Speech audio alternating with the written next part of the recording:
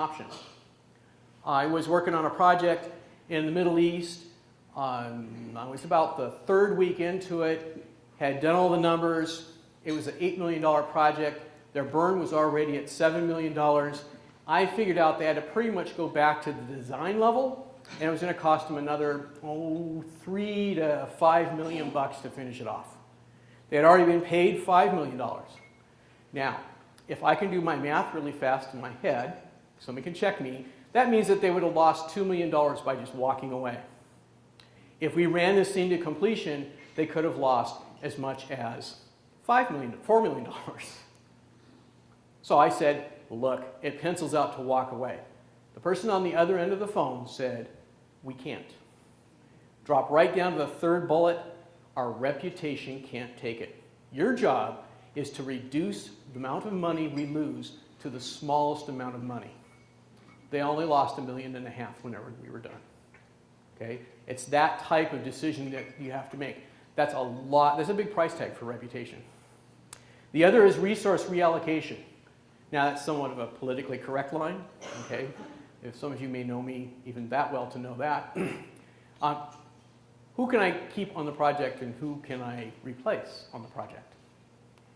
Now, I did say earlier that only 30% of the problems are generally on the project, but people and having the wrong people on the project is not necessarily a problem of the project. How many people in here as project managers get to actually pick your own resources? I don't see any hands. Okay? They get assigned to you. They look at the job description, it says, Java. Oh, he knows Java script. Okay, he'll work.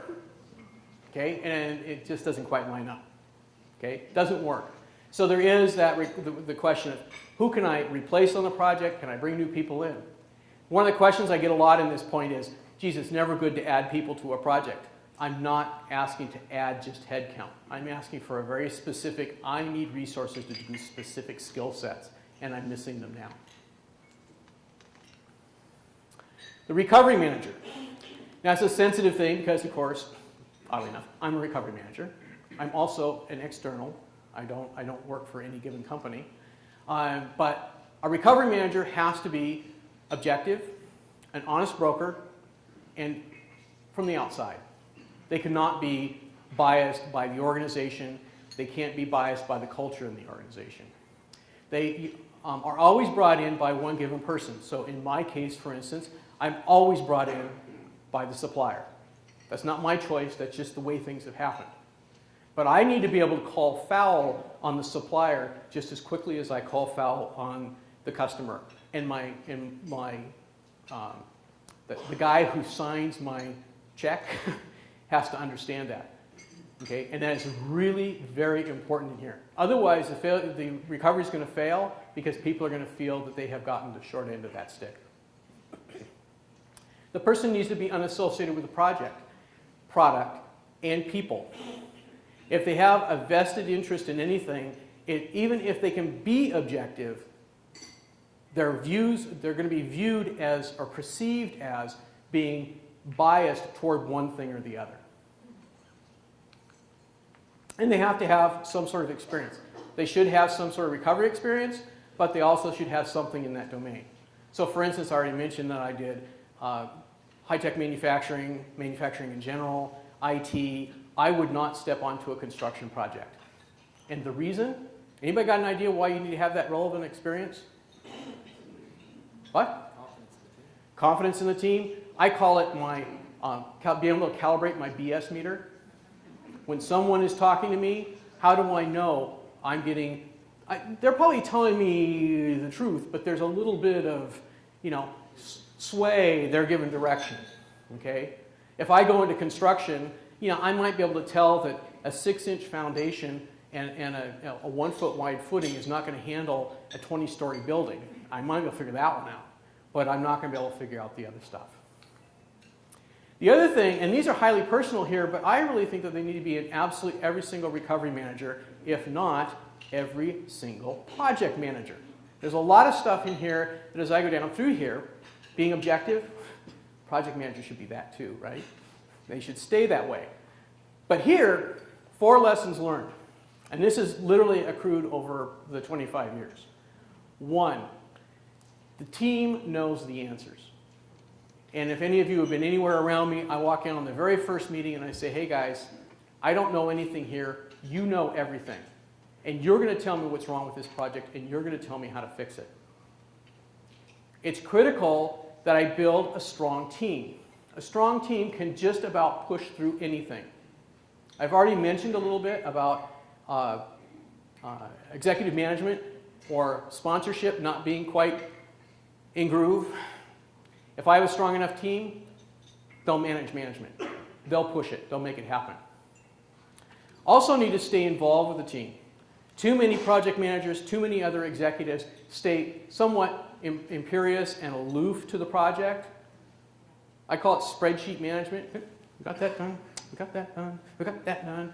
And they never turn around and look at the team to find out what the team's really doing.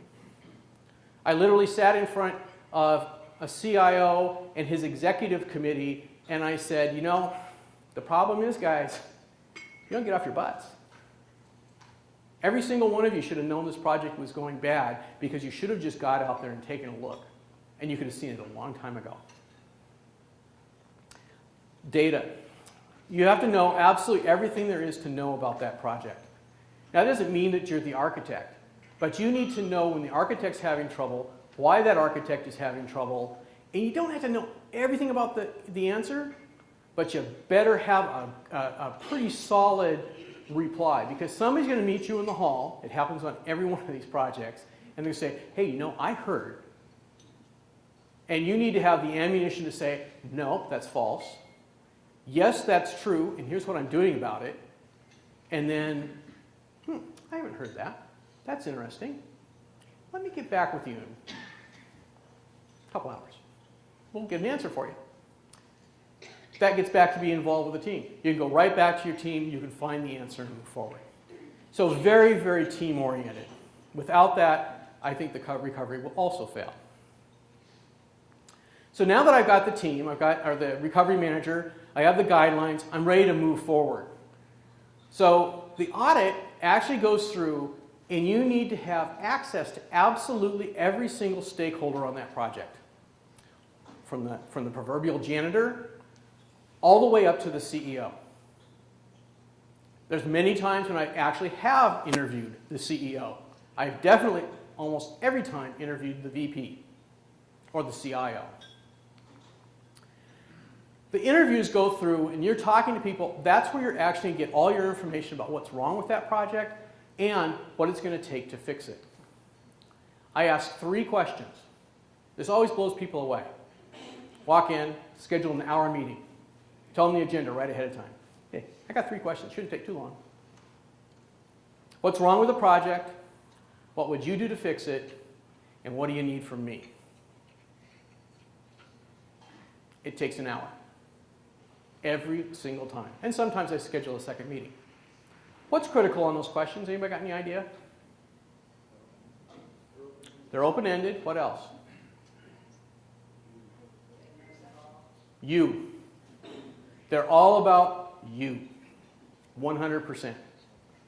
Now, in general, and I said earlier that the audit is, the auditor is supposed to be objective, and really an auditor shouldn't be doing anything to affect the system, right? Because you're trying to monitor the system. You don't want to affect it. This is the one exception. Because this will affect the system. This is a beat-up team. Nobody likes them. Nobody talks to them. Probably they're the ones that are trying to be blamed. Somebody's trying to blame them for the problem. And all of a sudden, you, as an auditor, come in, and you're talking to them, and you're there to help. You're there to ask them their opinion. What do they think is wrong? It's very empowering. It starts communication. One of the strongest team-building exercises you can do. And trust me, you should do this to absolutely everybody on the team. I don't care how long it takes. Maybe if you're on the 787 team, it might take a little bit too long, so you have to get the right people. But you need to do that to everybody. So the audit, again, the goal is it needs to be factual and non-judgmental. So when you're getting answers to these questions, you can't say anything back. probably half of the projects I've been on, somebody in these interviews comes back and says, the problem is you need to fire that person over there. And you need to look back with a perfectly straight face, write it down and say, I'll take that under consideration. Ask a few more open-ended questions and try to figure out where that comes from. Sometimes they're right, most of the time they're wrong. Okay, so you might get an idea. So I know the answer to, I think I'm about ready to ask another question. I know the answer to part of it. You might think, geez, man, you go in there, you do this sort of thing, you're asking all these questions, how does that go across? Well, a lot of animosity builds up, an immense amount of it, okay? There are people on that project that know that they haven't been doing their job. There's people out, I mean, when I say on the project, I don't mean on a project team. Sponsors, executives, they know that there's a problem there. So that animosity is there. I was on a project, it was what they called a remote development project.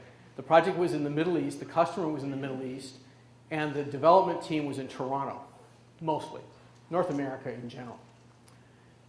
I went out to the customer site, there were 3 people from the project team on the customer site.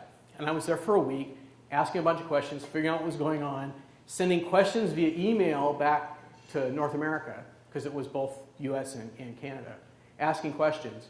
And on week 2, the project manager came in, walked into my office and said, Todd, we think you're exhibiting the Stockholm Syndrome. Now, I didn't know what that meant. How many people in here know what the Stockholm Syndrome is? So less than a quarter, okay, maybe 10%. So I'm kind of sitting there scratching my head. So tell me, what does that mean? Well, back in the mid-70s, there was a bank robbery in Stockholm, and the bank robbers took hostages, put them in the vault, and there was this big standoff. The hostages ended up becoming sympathetic to the bank robbers. Okay? They actually defended the bank robbers in the negotiations.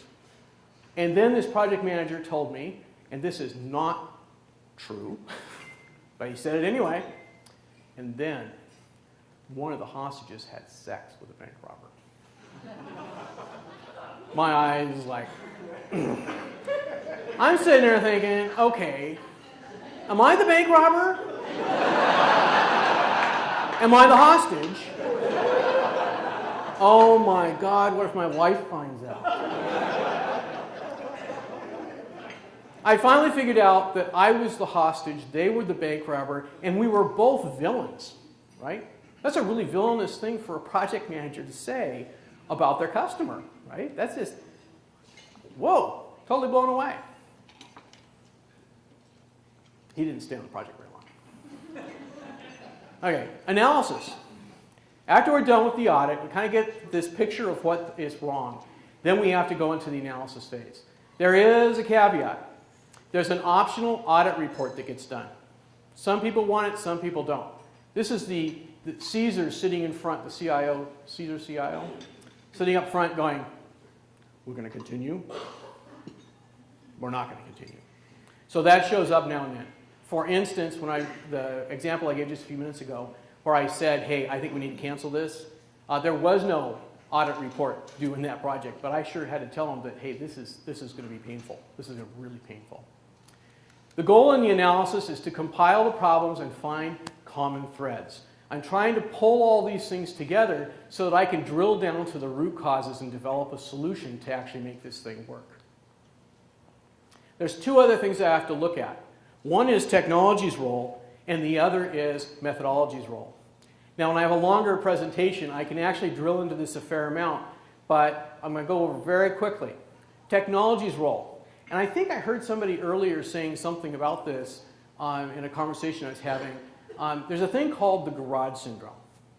Now, you've never heard of that, okay, because I made that up a little bit ago, okay, about a year ago.